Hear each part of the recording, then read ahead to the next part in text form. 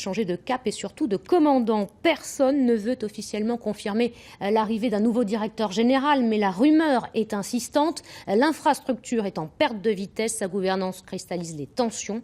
La région, elle, reste prête à prendre en charge sa gestion, mais sous certaines conditions. Olivier Prax, Pascal Lécuyer.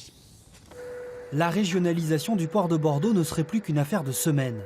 En novembre prochain, la loi d'orientation sur les mobilités sera présentée en Conseil des ministres. Le texte prévoit que l'État se sépare de 4 des 7 ports qui sont sous sa gouvernance. Le port de Bordeaux est concerné. Dans un contexte de crise et de conflit social, cette annonce sonne comme une bonne nouvelle.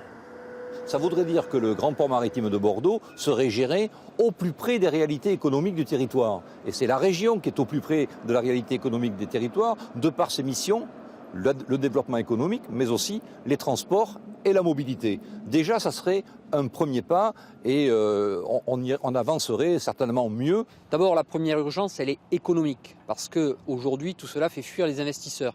Et je sais de quoi je parle, c'est une catastrophe au Verdon-sur-Mer. Et puis, la deuxième urgence, en effet, vous avez raison, c'est le climat social entre la direction et les salariés. Déjà, en 2006, le port de Bayonne avait connu le même transfert de compétences de l'État vers la région et ce transfert a coûté cher.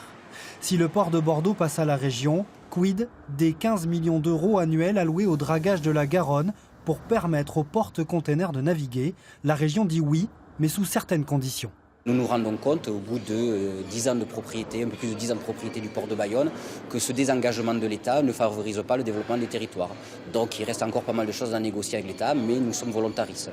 Le port de Bordeaux n'a pas encore quitté la tempête. Ce matin, nos confrères de Sud-Ouest annonçaient la nomination d'un nouveau directeur. Joint par téléphone, le ministère de la Transition écologique en charge du dossier n'a pour l'heure pas souhaité nous confirmer ce changement de direction. Après